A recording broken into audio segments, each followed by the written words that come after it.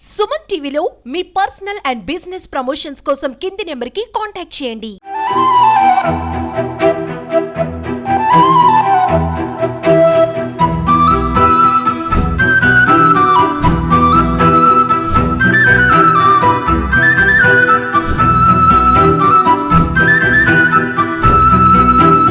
Hello sir. Hi అండి. Sir welcome to Srikakulam చెప్పరా మాకు.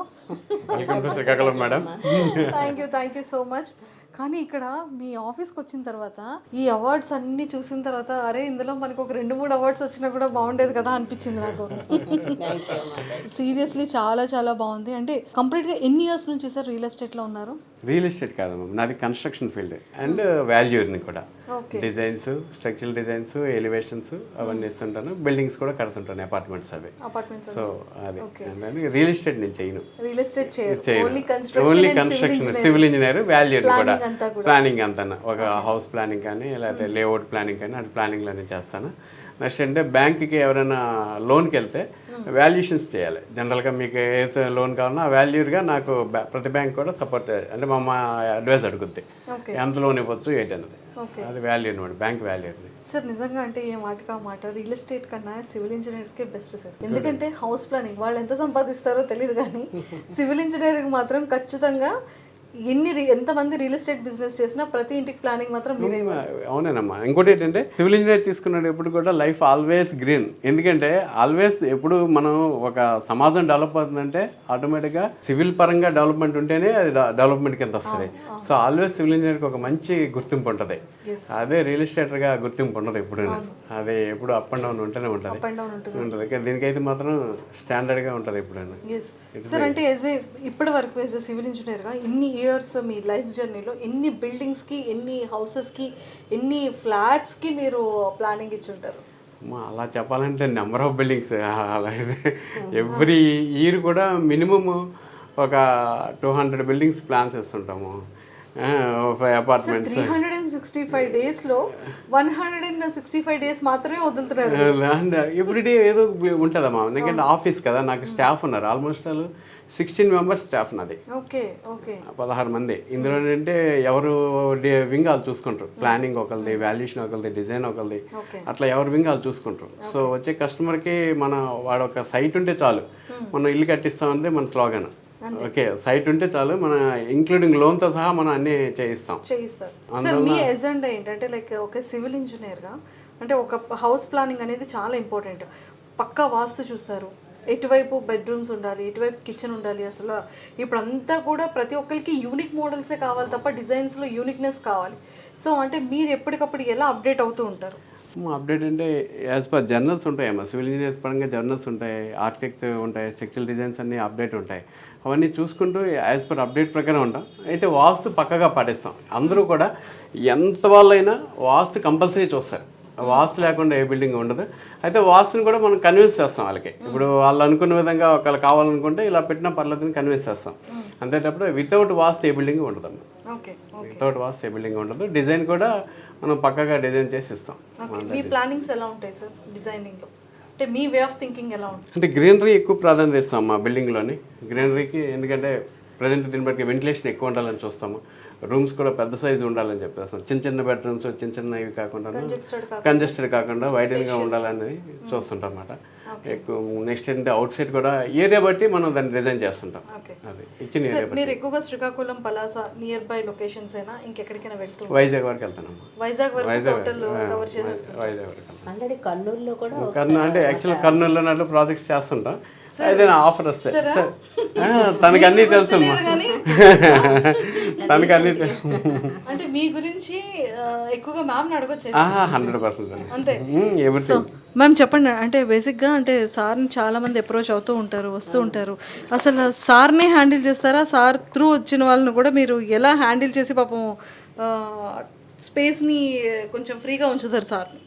అమ్మా ఇది కన్స్ట్రక్షన్ బిల్డింగ్, ఆయన బిల్డర్ కాబట్టి. నెక్స్ట్ ఆల్సో ఒక బ్యాంక్స్కి, అన్ని బ్యాంక్స్కి, శ్రీకాకుళంలో ఉన్న స్టేట్ బ్యాంక్, ఎస్బీఐ, ఆంధ్ర, మొత్తం అన్ని బ్యాంక్స్కి వాల్యూర్ ఆయన.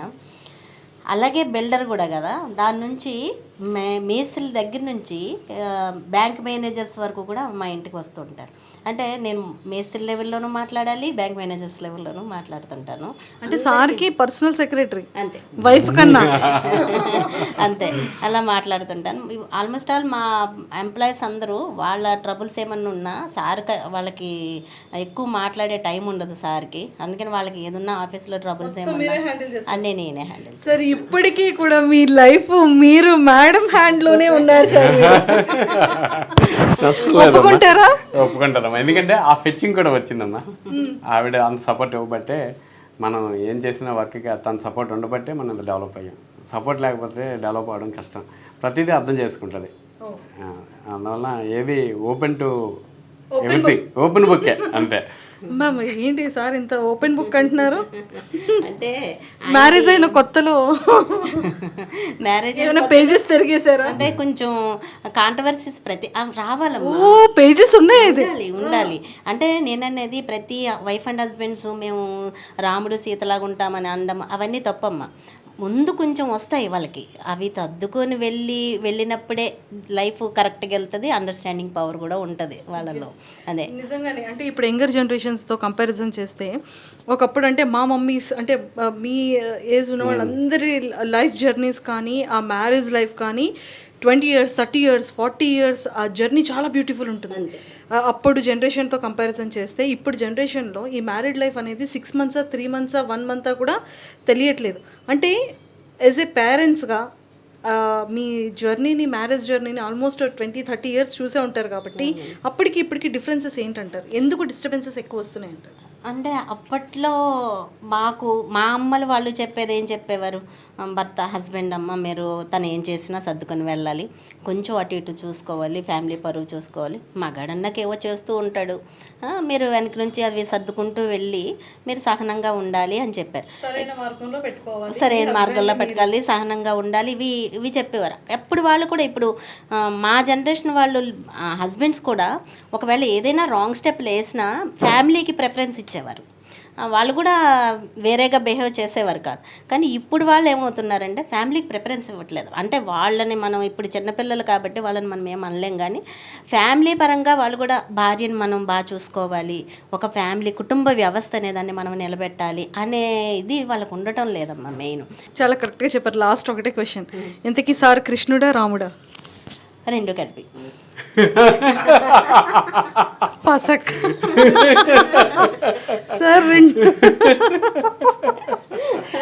అంటే చాలా నాకే ఒక క్వశ్చన్ ఆలోచించడానికి కూడా గ్యాప్ లేకుండా రెండు కలిపి అన్నారు. అంటే నీ క్వశ్చన్లోనే అర్థం ఉంది కదమ్మా. కృష్ణుడు కృష్ణ అవతారం, రాముడు రామ అవతారం. ఓకేనా? కృష్ణుడు అవుతారు, ఇంట్లో రాముడు అవుతారు. బయట ఈ సంత టర్నింగ్ తిరిగారంటే కృష్ణుడే, ఇక్కడికి వచ్చేసరికి రాముడు. ఇప్పటికీ ఎప్పటికీ. Sir thank you so much and nice talking to you. And ఇంకా మంచి మంచి ప్లానింగ్స్ చేయాలని, ఇంకా మంచి వాస్తుపరంగా కానివ్వచ్చు. ఇప్పుడు మీరు అన్నట్టు కొన్ని సిటీస్లో కానీ ట్విన్ సిటీస్లో కానీ ఎక్కడ కూడా వెంటిలేషన్ కానీ స్పేషియస్ ఉన్న ఫ్లాట్స్ అక్కడ ఉండట్లేదు. అన్ని కంజెస్టెడ్, వెంటిలేషన్ లేకుండా, గ్రీనరీ లేకుండానే ఉంటుంది. చాలా మంచి పాయింట్స్ చెప్పారు. సో మీరైతే మీ ఆ ఎజెండాని అలానే కంటిన్యూ చేసి ఇంకా మంచిగా ప్లానింగ్స్ ఇవ్వాలని మనస్ఫూర్తిగా విష్ చేస్తున్నాను. చెప్పాలమ్మా, శ్రీకాకుళంలోనే మా హారిక కన్స్ట్రక్షన్ అనేది నెంబర్ 1 కన్స్ట్రక్షన్ అవ్వడానికి గల కారణం ఏంటంటే ప్రతి ఒక్క వర్క్ కూడా ఆయన కొత్తగానే చేస్తుంటారు. ఇప్పుడు నేను లెర్నర్ని అన్నట్టు చేస్తుంటారు. ఎప్పుడు మీరు ముందు చేశారు కదా ఇది ఏంటంటే మళ్ళీ చూడాలి, చెయ్యాలి అన్నట్టు. అంటే ఒక సిన్సియారిటీ ఆయనలో ఉంటుందన్నమాట. అసలు ఎప్పుడు అలసిపోరు. ఉదయం లేచిందంటే ఈవినింగ్ నైట్ వరకు కూడా వర్క్ చేస్తూనే ఉంటారు. మా ఎంప్లాయీస్ అయితే గోల్ పెట్టేస్తుంటారు, మేడం ఏంటి సార్ అలా తిరుగుతున్నారు అనేసి అనేస్తారు. ఇప్పుడు కొంచెం సర్జరీ అయ్యింది, అందుకని కొంచెం రెస్ట్లో ఉన్నారు, కానీ మళ్ళీ మామూలుగా తిరిగేస్తుంటారు. నిజంగా ఆయనది చూసి నేను అంటే మేము ఎంగేజ్లో ఉన్నప్పుడు, కంపెనీ స్టార్టింగ్లో ఉన్నప్పుడు ఆయన ఒక్కలే ఉండి మిగతా ఒక 4 పెట్టుకొని టీంలో పెట్టుకొని చేసేవారు. అది చేసినప్పుడు తెల్లవారుజామున లేసేవారు, మళ్ళీ నైట్ 1-2 అలా వచ్చేవారు. మళ్ళీ ఈ మార్నింగ్ ఎర్లీ అవర్స్ 4 o'clockకి పిల్లలు చిన్నపిల్లలు ఉండేవారు. అయినా ఏం చూడకుండా ముందు వర్క్ అంతే, వర్క్ ఈజ్ వర్షిప్ అన్నట్టు ఆయన చేసేవారు. ఎంత ఎత్తి ఎదగడానికి కూడా కారణం అదే అని నేను మా పిల్లలకు కూడా నేను ఎప్పుడు చెప్తుంటాను. మా దగ్గర చేసిన ఎంప్లాయీస్ అందరికీ కూడా మీరు వర్క్లో సిన్సియారిటీ ముందు చూపించండి. సిన్సియారిటీ చూపిస్తే మీరు ఎప్పుడైనా డెవలప్ అవుతారు. ఇక్కడ కాదు, ఏ కన్స్ట్రక్షన్కి వెళ్ళినా డెవలప్ అవుతారని నేను ఎప్పుడూ సార్ గురించి చెప్తూ ఉంటాను. అదే మా శ్రీకాకుళంలో నెంబర్ 1గా మా హారిక కన్స్ట్రక్షన్ ఉండడానికి ఆయన యొక్క ఎఫర్ట్ కారణం. నెక్స్ట్ నవ్వుకొని ఉంటారు.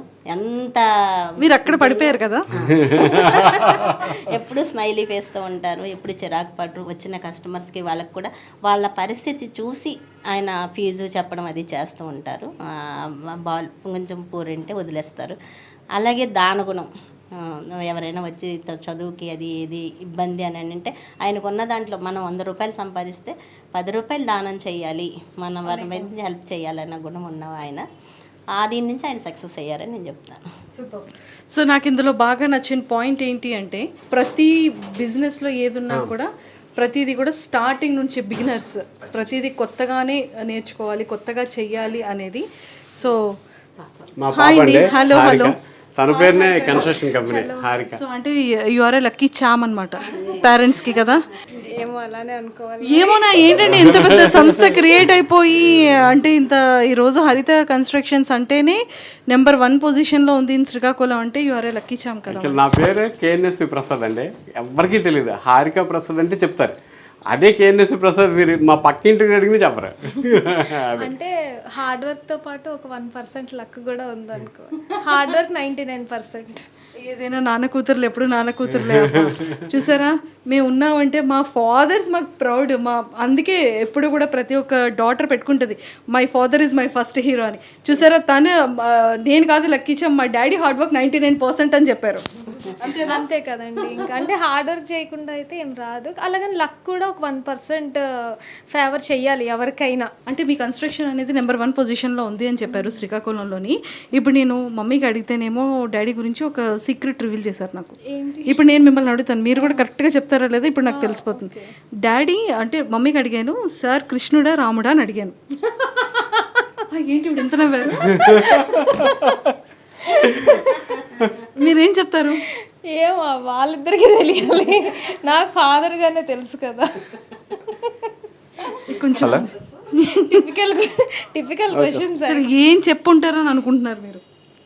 నేనా ఏమో ఏం చెప్పారు మరి నాకు తెలియదు. రాముడనే చెప్పుంటారు. అబ్బా ఫెయిల్ అయ్యారు మీరు. లేదు మరి నా వరకు నాకు అలానే తెలుసు. నాన్న రాముడు, కానీ మమ్మీ ఏం చెప్పారో తెలుసా? రాముడు కృష్ణుడు కలిపితేనే మా హస్బెండ్ అన్నారు. ఎస్. సో మీరేం చేస్తుంటారు? నేను డెంటల్ డాక్టర్ నుండి కాస్మెటాలజిస్ట్ కూడా. కాస్మెటాలజిస్ట్ అండ్ కెమెరా ఆఫ్ అవ్వగానే చాలా చూపించుకోవాలి స్కిన్ గురించి. ఎస్ నిజంగా థ్యాంక్ యూ అండి, thank you so much. Very soon మనం కూడా ఒక బ్యూటిఫుల్ కాస్మెటిక్ మీద అండ్ డెంటల్ మీద స్కిన్ మీద మంచిగా చేయాలి. Actually cosmetic skin and hair treatments ఎవరికి తెలియదు. యాక్చువల్లీ వాళ్ళు బ్యూటీ పార్లర్తో మిస్గైడ్ అవుతుంటారు అనమాట. వాళ్ళు చేసేది వేరు, మనం చేసేది వేరు.